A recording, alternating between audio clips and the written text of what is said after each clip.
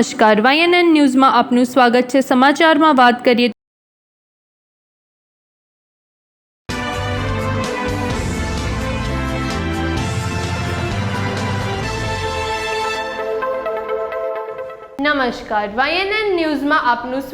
સમાચારમાં વાત કરીએ તો આજરોજ હેડ ઓફિસ ખાતે પત્રકાર પરિષદનું આયોજન કરવામાં આવ્યું હતું, જેમાં સેનેટ સભ્ય કપિલ જોશીએ તમામ ખુલાસા કર્યા હતા। યુનિવર્સિટી સત્તાધીશો સામે આક્ષેપો કર્યા હતા, જેમાં ડીને પોતાની ધોરાજી ચલાવી મનગઢંત નિયમો પ્રવેશ સંદર્ભે દાખલ કરીને અનેક વિદ્યાર્થીઓના ભાવિ સાથે ચેડા કરતું ગુનાહિત કૃત્ય કર્યું છે, જે અંગે વ્યાપક ઉહાપો પણ થયો છે। શિક્ષણ પ્રેમી નાગરિકોના પ્રતિનિધિ રૂપી અને સક્રિય સેનેટ મેમ્બર તરીકે આ વાત સમૂહ માધ્યમોમાં લાવવી એ ખૂબ જ જરૂરી હોય અહીં વિગતો મૂકવામાં આવે છે। એફઆઈ બીકોમના પ્રવેશ માટેની પરીક્ષા અભ્યાસક્રમોમાં પ્રવેશ પરીક્ષા લેવી જરૂરી હોય છે, જ્યાં 40, 50, 100 પ્રવેશ આપવાના હોય અને આવનારા ઉમેદવારો 1000 ઉપરાંત હોય। વળી અભ્યાસક્રમ અટપટા હોય ત્યારે આવી પરીક્ષા લેવી પડતી હોય છે। જો કે આજે તો નીટ પણ શંકાના દાયરામાં આવી ચૂકી છે। આવા વાતાવરણમાં જે પ્રવેશ પરીક્ષા MS યુનિવર્સિટીની કોમર્સ ફેકલ્ટીમાં દાખલ કરવામાં આવી છે તે કેવું તૂટ છે, મનગઢંત છે, પૈસા કમાવા કરાયેલો ભ્રષ્ટાચાર છે તે દેખાઈ આવે છે। એફઆઈ બીકોમમાં પ્રવેશ ઈચ્છુક આશરે 10,000 વિદ્યાર્થીઓએ ₹300 આપી જીકાસમાં રજીસ્ટ્રેશન કરાવેલું। આ પણ એક સરકારી તૂટ છે। 12મું પાસ થયા બાદ સેમેસ્ટર ફી ભર્યા પહેલા 300 ભરીને જ પ્રવેશ નોંધાવી શકાય। જીકાસને કારણે સર્વત્ર પ્રવેશ ઈચ્છકોની સંખ્યા ઘટી છે અને કંટાળીને જ્યાં જીકાસ લાગુ નથી પડતું ત્યાં સેલ્ફ ફાઇનાન્સ કોલેજમાં વિદ્યાર્થીઓ પ્રવેશ લઈ લે છે। સેલ્ફ ફાઇનાન્સ કોલેજોને લાભ કરાવવાની આ યોજના છે। ગુજરાતના આશરે 10 લાખ વિદ્યાર્થીઓની આ રીતે ગુજરાત સરકાર ફી લે છે, જેને લઈને અલગ અલગ મુદ્દાઓ પર આજરોજ પત્રકાર પરિષદ યોજવામાં આવી હતી। આજે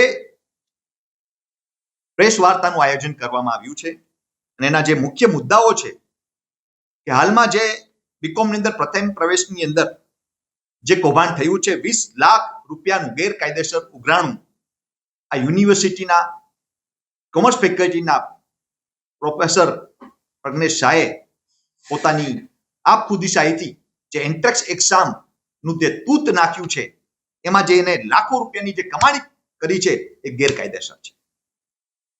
બીજી વસ્તુ કે આજે નવો બાવો ચીપિયો વધુ ખખડાવે એવી રીતના આ તૂણ મિજાજી આ ડીન પોતાની ધોરાજી આ ફેકલ્ટી ઓફ કોમર્સની અંદર ચલાવી રહ્યા છે। આજે જે રીતે એને ફતવો બહાર પાડ્યો કે 45% સુધી કોઈ પણ માણસ, કોઈ પણ વિદ્યાર્થી એન્ટ્રન્સ એક્ઝામ આપી ના શકે, તો મારું એવું સ્પષ્ટ છે કે આજે યુજીસી ગાઈડલાઈન પ્રમાણે આ જે સેન્ટ્રલ ગવર્મેન્ટની સ્પષ્ટપણે લખેલું છે કે strict implementation of reservation of policy of government in university deemed to be university college and other granted institution and centers UGC new Delhi.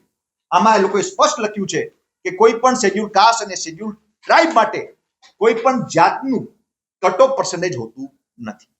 આજે એમાં લખેલું છે કે no restriction of percentage is applicable while filling up backlog, કે બેકલોગના વિદ્યાર્થીઓ પણ હોય schedule કાસ્ટના કે એસટી કેટેગરીના, કોઈ પણ આ ફોલ વેકેન્સીની અંદર એસસી એસટી કેટેગરીના જે 22% રિઝર્વેશન કેટેગરીમાં આવતા હોય એ લોકોને એડમિશન આપવા પડે ને આપવા જ પડે।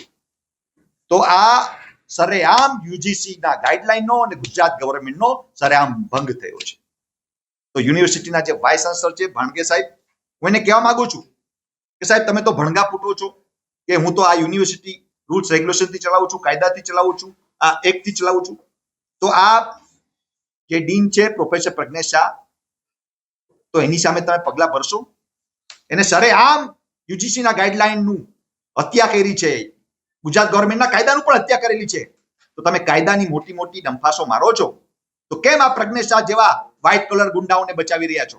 કેમ આની પર પગલા નથી ભરતા?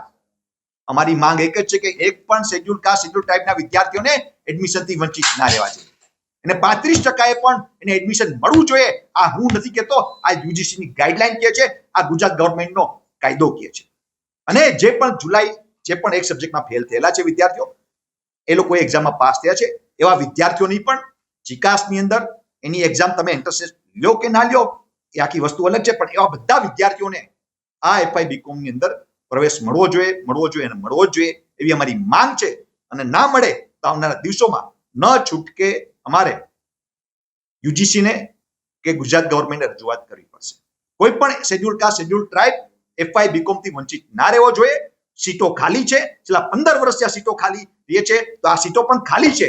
એ બીજી કોઈ પણ કેટેગરીમાં તમે ભરી ના શકો, પણ આ લોકોને બી તમારે 45% નીચે બી એને એડમિશન આપવા પડશે, ચાહે એન્ટ્રન્સ એક્ઝામ આપી હોય કે ના આપી હોય. એ જ અમારી માંગ સાથે આજે અમે પ્રેસ વાર્તા કરેલી છે. Subscribe now and press the bell icon. Never miss an update.